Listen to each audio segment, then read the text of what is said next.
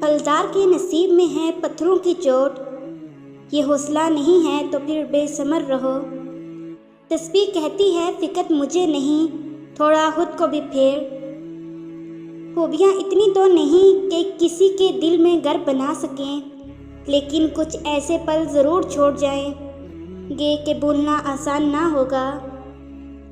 رشتے اگر سچے ہوں تو انہیں سنبھالنا نہیں پڑتا، اور جن رشتوں کو سنبھالنا پڑے وہ کبھی سچے نہیں ہوتے۔ کاش رشتوں کی بھی کوئی گارنٹی ہوتی، انسان جان تو سکتا کہ کتنی مدت تک ساتھ اچھے چل سکیں گے۔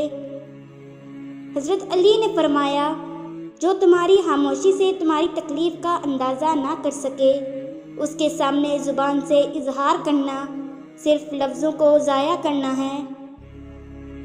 شیشہ اور رشتہ دونوں نازک ہوتے ہیں، مگر ان میں ایک فرق ضرور ہوتا ہے، شیشہ غلطی سے ٹوٹتا ہے اور رشتہ غلط فہمی سے۔ ایسے ساتھی اور شوہر بن کر دکھاؤ کہ کل جب اپنی بیٹی کے اچھے نصیب کی دعا مانگو تو شرم نہ آئے۔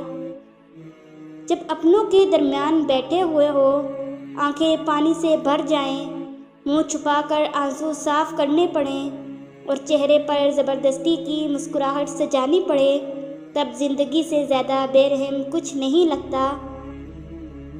کبھی کبھی جو لوگ ہمیں بیوقوف سمجھ رہے ہوتے ہیں، دراصل ہم ان کی ہوشیاریوں کو نظر انداز کر رہے ہوتے ہیں۔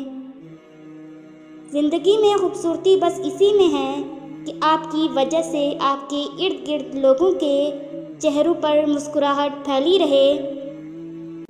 شاخیں اگر رہی تو پتے بھی آئیں گے، یہ دن اگر برے ہیں تو اچھے بھی آئیں گے انشاءاللہ۔ معاف کر کے آگے بڑھ جائیں ان سب لوگوں کو جنہوں نے دل دکھایا، تہمت لگائی، برا بھلا کہا، آپ کے لیے غلط بات کہی، آپ کو پریشان کیا۔ یقین جانیں آپ کا رب کچھ نہیں بھولتا، اور وہ جب حساب برابر کرتا ہے تو ناانصافی نہیں کرتا۔ دیمک زدہ کتاب تھی یادوں کی زندگی، ہر ورق کھولنے کی خواہش میں پھٹ گیا۔